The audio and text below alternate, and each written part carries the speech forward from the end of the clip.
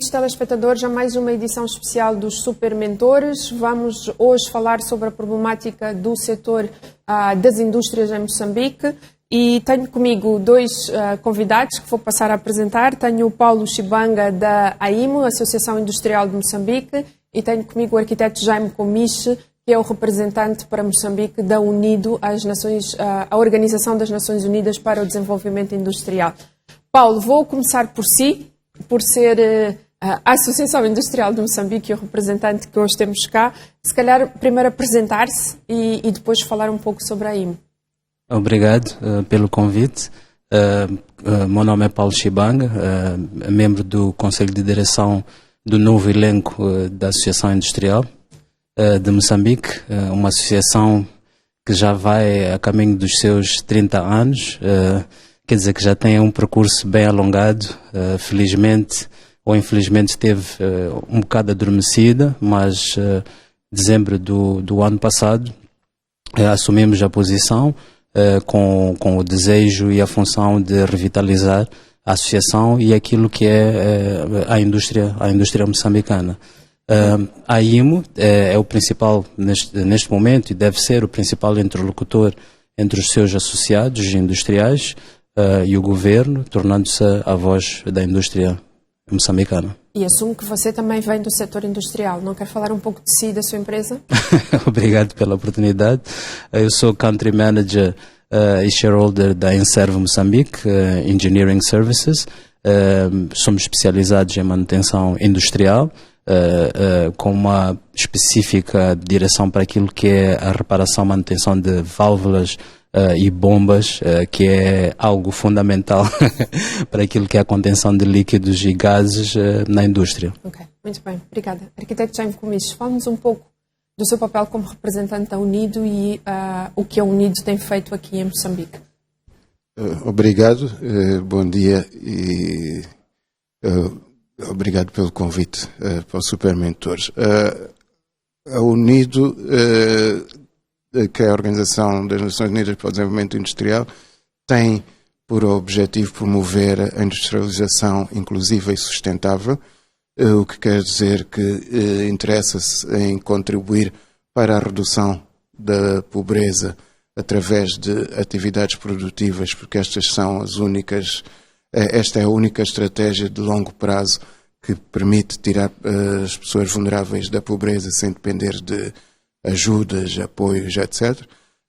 Permite também, a outra prioridade da UNIDO é assegurar que as empresas e produtos nacionais consigam penetrar as cadeias de valor globais, que se tornem cada vez mais competitivas a nível global, que esta é uma maneira também de ampliar a oferta de empregos e a angariação de divisas para o país, e também preocupa-se com as questões ambientais ligadas à produção, nomeadamente o uso de energia para fins produtivos, incluindo nas áreas off-grid, onde a energia da rede não chega, quer dizer que temos que usar soluções alternativas de energia, e preocupa-se também com as questões da poluição ambiental derivada da produção industrial, porque quanto mais nos industrializamos, mais poluímos. Então nós temos também por obrigação dar assistência técnica para a mitigação da poluição industrial, seja em termos de gases de efeito estufa, ou de poluentes orgânicos persistentes, ou de outros poluentes como o mercúrio, etc. E em Moçambique, o papel da UNIDO, que é as Nações Unidas, e a UNIDO não é exceção, é como se fosse um clube de Estados. Então, nós estamos aqui em resposta ao nosso Estado-membro, sócio da UNIDO, que é Moçambique.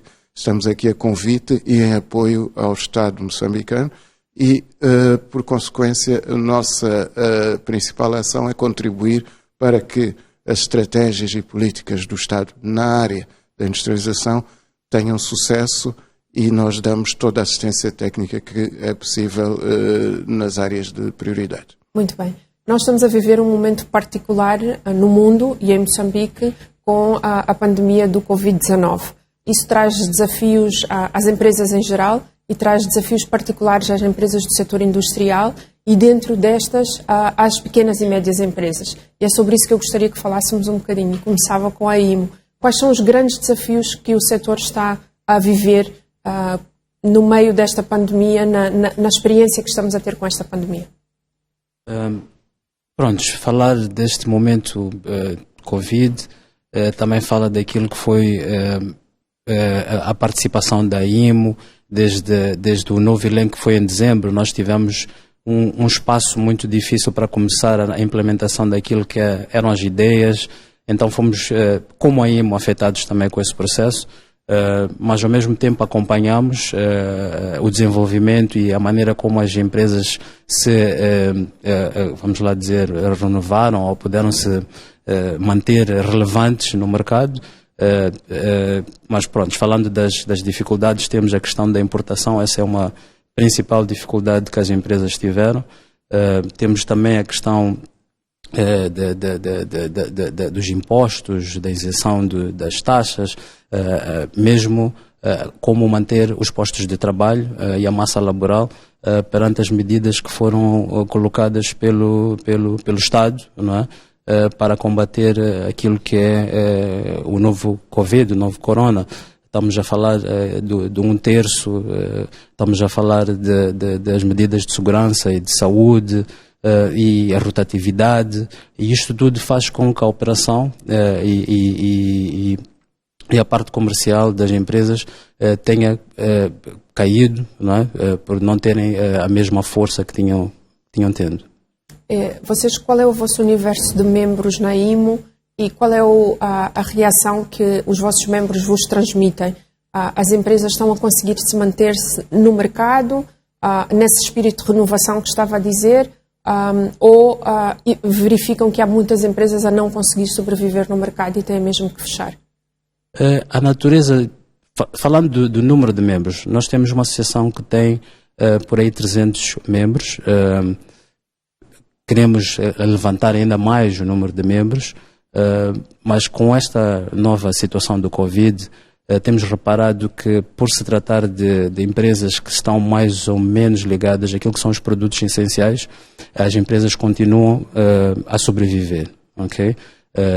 Claramente que existem dificuldades em manter aquilo que é a massa salarial e conseguir fazer o pagamento e essas despesas. Mas posso dizer que os nossos membros estão-se a aguentar minimamente. Não sei se poderiam persistir e continuar mais 90 dias, mas até a este momento continuamos firmes. Então têm mostrado sinais de serem resilientes e conseguirem gerir. Exatamente. Esta pandemia não vem sem trazer uma fatura, sem trazer custos. Como é que tem sido o processo de adaptação para as medidas de higiene, segurança, saúde no local de trabalho para fazer face a essa pandemia? A IMO emitiu alguma orientação aos seus associados, aos seus membros, facilita de alguma forma esse processo? Como é que isso está a funcionar? Sim. Este é o principal papel da IMO, que é comunicar e informar aos seus membros. A primeira fase foi de auscultar as dificuldades que os nossos membros têm e a segunda fase foi de influenciar e motivar que seja implementado as medidas a 100%. Neste momento podemos dizer que realmente foi bem conseguido. As empresas, na sua maioria, têm implementado tudo que foi solicitado dentro das medidas, com a questão por exemplo, da lavagem das mãos, distanciamento social. Todo este processo está a ser implementado. Okay, muito bem. Arquiteto Jaime, esperar que uma empresa se reinvente, se adapte, se altere em um período de tempo muito curto é um grande desafio. Que soluções é que vê disponíveis para o setor industrial em Moçambique e para as pequenas e médias empresas? Temos que tratá-las todas como um único grupo? Temos que ter soluções diferenciadas? Que soluções podemos apresentar aos desafios que se colocam? Obrigado por esta pergunta. Se tivesse uma resposta clara e direta, já estaria muita gente feliz. Mas é assim, eu penso que há um papel grande que não está ainda a ser totalmente exercido. Não é só o caso de Moçambique, porque os vários países foram apanhados de surpresa e os governos, cada um reage ao seu ritmo, mas o governo e a estrutura do setor público, do Estado, têm que refletir que as empresas são fundamentais para a sobrevivência da economia. E se no pós-Covid não tivermos empresas, não há impostos, não há emprego, não há mais nada. Então, deveria ser prioridade primeira do Estado garantir a sobrevivência. Já não estamos a falar em resiliência, porque isso é uma fase posterior. Primeiro é preciso sobreviver. Então, o Estado, através dos seus órgãos apropriados, tem que garantir como prioridade primária a sobrevivência das empresas, dos empregos e de alguma capacidade das empresas se adaptarem para o novo normal que está aí a chegar. Ainda estamos a tentar perceber o que é que vai ser o novo normal depois de Covid. E esta facilitação implica facilitar o acesso naturalmente à água, à energia. Se nós dizemos que a higiene tem que ser priorizada, se calhar o custo da água tem que ser revisto e o custo da energia tem que ser revisto, porque vamos começar a fazer mais trabalho remoto, mais trabalho usando equipamentos para compensar a falta, a redução de mão de obra em simultâneo. Temos que facilitar e encorajar, de facto, o uso de tecnologia para pagamentos, criar condições para que o e-commerce passe a ser uma realidade, criar condições para que as empresas que descubram novas áreas onde possam contribuir para adaptar a sua produção, etc., criar mecanismos para que essa transformação seja feita rapidamente e com alguma facilidade. E então, neste momento, isto é um momento de facilitar e encorajar as empresas a fazer esta adaptação, tanto mais que com o encerramento dos mercados, com esta interrupção da dinâmica dos mercados globais, mesmo quando se verificar a retoma, o acesso aos mercados de importação e exportação não vai ser igual. Então isto é um risco, é uma ameaça para as empresas, mas também pode ser transformado numa oportunidade, porque dá a chance de se produzir localmente e de se substituir importações. Eu quero dizer que isto também tem que ser priorizado, tanto é que isto até se alinha com as prioridades do Governo de acrescentar valor às matérias-primas nacionais, criar mais empregos nacionais. Eu diria, neste momento, o setor industrial, no seu todo, não tem mais do que 600 mil empregos, dos quais apenas 30% são mulheres. Esta é uma oportunidade de ampliar a absorção de mão de obra pelo setor industrial, tanto mais que nós sabemos que a cada ano que passa, pelo menos 300 mil jovens entram para o mercado de trabalho e não têm colocação.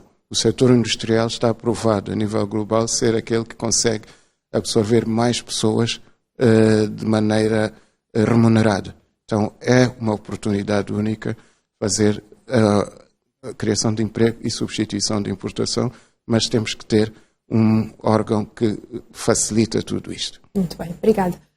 Isto coloca também desafios a esse papel de coordenação, de comunicação e de advocacia que a IMO tem que fazer junto das entidades públicas. Mencionaram dois conjuntos de desafios que têm a ver com a manutenção da atividade das empresas, facilidade de acesso à importação ou exportação, a questão do diferimento ou redução da carga fiscal ou da forma de pagar e as possibilidades disponíveis para a manutenção da força laboral. Mas o arquiteto Jaime também lança aqui alguns desafios que é parte desse processo de sobrevivência, que é alterar a forma como nós temos trabalhado. Se passamos para o trabalho remoto, como é que vocês na IMO estão a pensar estes assuntos e como é que estão a reorganizar-se? E ligado a isso, é esta questão que o arquiteto Jaime levanta, que é estamos a conseguir reorientar a nossa indústria, ou pelo menos alguma parte dessa indústria, para começar a produzir nacionalmente algumas das coisas que precisamos e que antes importávamos. Como é que esse processo está a decorrer? Talvez começar para aquilo que é a nova maneira de trabalhar, a nova maneira que nós vamos ter que aceitar, que acho que nunca mais vai mudar, ok?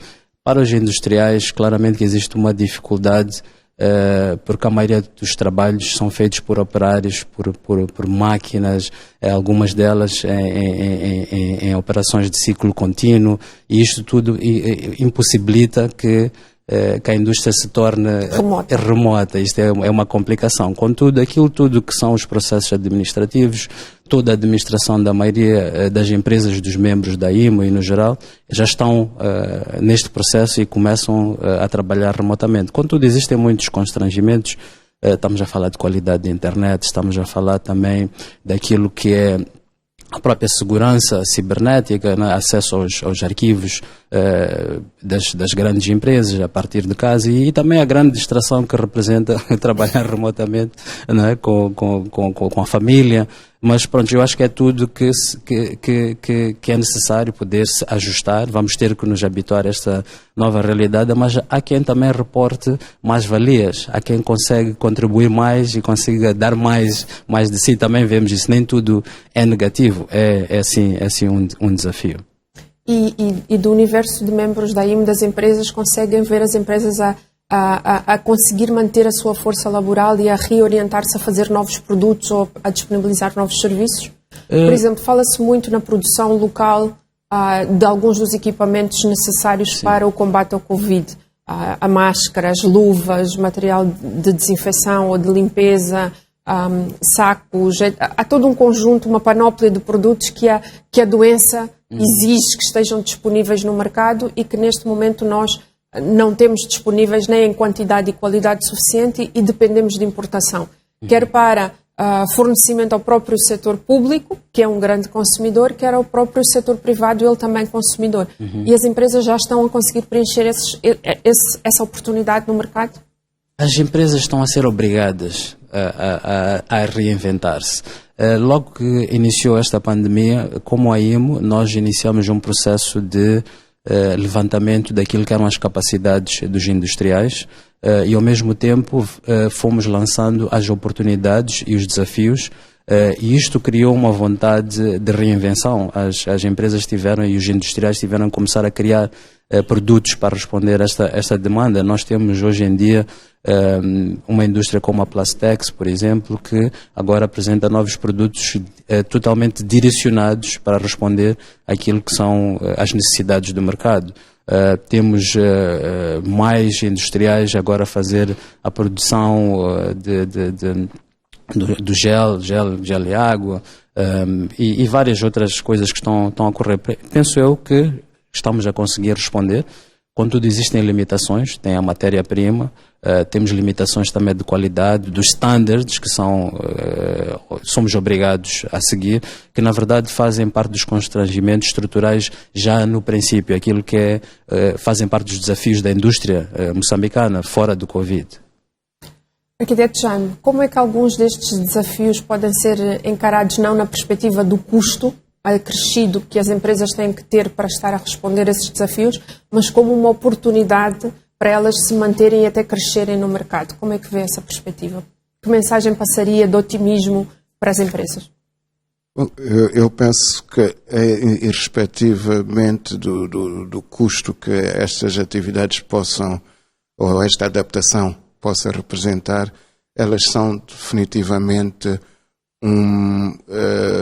uma oportunidade e uma escola para estas empresas se tornarem mais competitivas. Por outro lado, a resposta específica à demanda resultante da prevenção do Covid, vamos dizer, equipamentos de proteção, máscaras, álcool gel, etc., obriga a que estas empresas que tentam entrar neste âmbito se conformem com regras e padrões de qualidade muito exigentes, o que vai também constituir um processo de aprendizagem e de transmissão de conhecimentos até para outras indústrias que estão a observar esta tendência. porque um dos constrangimentos que a nossa indústria tem é precisamente a conformidade com padrões de qualidade e com normativos que normalmente são exigidos a nível internacional. E, por exemplo, quando nós falamos às vezes romanticamente sobre a substituição de importações, isto não é automático. Um consumidor local que está habituado a produtos importados quer dizer que está habituado a produtos com um certo padrão de qualidade. O produtor local que quiser aventurar-se a substituir esse produto tem que ter uma qualidade igual ou superior. Então, a substituição de importação não é fácil, não é automática, implica que as empresas abracem as questões da conformidade, de qualidade e de normalização se quiserem ter sucesso. E isto tudo são investimentos, porque se ao substituir a importação eu tenho um padrão que é equiparável ao padrão internacional, quando eu não tiver consumo local eu posso exportar, sem ter que fazer nenhuma adaptação. Então esta é a grande oportunidade e é o investimento que nós devemos pensar. Nós vemos algumas instituições da parte pública bastante responsivas a algumas dessas preocupações. É o caso do INOC, o Ministério da Saúde, com a questão das máscaras, que logo de início disponibilizou um conjunto de orientações sobre a produção, a conservação, a lavagem, a reutilização, várias componentes. Não vemos a mesma rapidez para alguns dos outros produtos. Vimos agora recentemente o caso dos túneis de desinfecção, etc. Que programas estão a ser disponibilizados ou que conhece que estejam disponíveis para, ajudar a parte pública a poder emitir esses padrões de qualidade e a preparar do outro lado, a preparar o setor privado a ser compliant ou a estar em conformidade com esses padrões de qualidade? Bom, já que tocou numa instituição específica, que é o INOC, que eu acho que é central neste processo de adaptação, gostaria de dizer que o INOC e a UNIDO já cooperam há mais de 20 anos. E a transformação positiva que o INOC tem verificado nos últimos anos em grande medida graças à cooperação técnica com a UNIDO. É verdade que há muitos parceiros que contribuíram, sobretudo com recursos, para que isso se tornasse uma realidade, mas ainda temos um desafio que já não é o problema do INOC, é o problema de nós todos, que é a nossa ansiedade em relação ao INOC é ver o INOC a ser inundado de pedidos vindos do setor privado. Isto ainda não é uma realidade. O empresariado ainda olha para o INOC e para o seu papel com alguma indiferença. E o nosso sonho é ver o empresariado a inundar o INOC com trabalho, porque eles estão preparados não só para ajudar a definir as normas para os novos produtos e serviços que vão emergir, mas também para ajudar as empresas a passarem pelo processo de adaptação e certificação para se conformarem com os requisitos de gestão de qualidade, gestão de produtos, de processos, etc. E então acho que o setor privado tem que começar também a olhar para estas instituições que são centrais como uma estrutura de apoio fundamental e começar a procurar os seus serviços. Nós, como parceiros, estamos a fazer um esforço e está a acontecer neste momento para dotar o INOC e outras entidades de maior capacidade para responderem à demanda e aos desafios que vão emergir com o Covid, mas é preciso que haja consciência do lado do empresariado. E é importante também que todo o setor público fala uma só voz. O INOC e as instituições que são centrais para, vamos dizer, licenciamento, certificação, etc., têm que ser encorajadas a todos os níveis, têm que ser publicitadas a todos os níveis e não apenas serem vistas como mais uma instituição. Temos que encontrar uma plataforma de criar sinergias e mensagens comuns que vão passar para o público de maneira mais coerente e acho que saímos todos a ganhar. Muito bem, obrigada. Paulo, este processo traz desafios. Estamos a dizer que a pandemia obriga-nos a nós, como empresas, a repensar a nossa estrutura de custo de forma a mantermos-nos no mercado, mas ao mesmo tempo também nos traz desafios para passarmos a estar cumpridores de um conjunto de padrões para a médio e longo prazo nos mantermos nesse mercado. Como é que esta questão do custo é tratada pelas empresas? Como é que vocês têm feito? Que estratégias têm usado? Esta questão do custo é um bocadinho complicada, porque nós temos vários tipos de empresas, desde as micro, as pequenas e as grandes empresas, e normalmente o custo para a padronização e a normalização é muito alto neste momento para as empresas poderem assumir e terem estes standards necessários. São poucas as empresas. Estamos sim a caminho de influenciar os nossos membros para ter uma maior participação com o INOC, mas ao mesmo tempo a tentar advocar para termos outros parceiros que possam financiar também, para que as empresas possam ter as certificações necessárias para conseguirem ter maior competitividade junto às empresas internacionais. E estão a pensar fora da caixa em soluções diferentes ou soluções que estejam a vir em outros países que achem, ou na região, e que achem que possa também vir a ajudar a Moçambique? Por exemplo, se vocês têm membros que são micro e pequenas, que poderão ser fornecedores aos membros que são um pouco maiores, como é que vocês criam essas sinergias entre os vossos associados? A primeira coisa é a questão do know-how, a transmissão do know-how entre os membros. Isto é algo prático que dentro da IMO é possível. As pequenas empresas podem aprender das empresas maiores que estão dentro da nossa associação. Também temos outros caminhos, que é a parceria que estamos a começar a desenvolver com parceiros para a criação de centros de excelência e mesmo na própria IMO, para que haja uma formação interna para que as pequenas empresas possam também estar ao mesmo nível que as empresas internacionais. Ok, muito bem. Que recomendações, antes de fecharmos, e muito rapidamente antes de fecharmos, é que vocês deixariam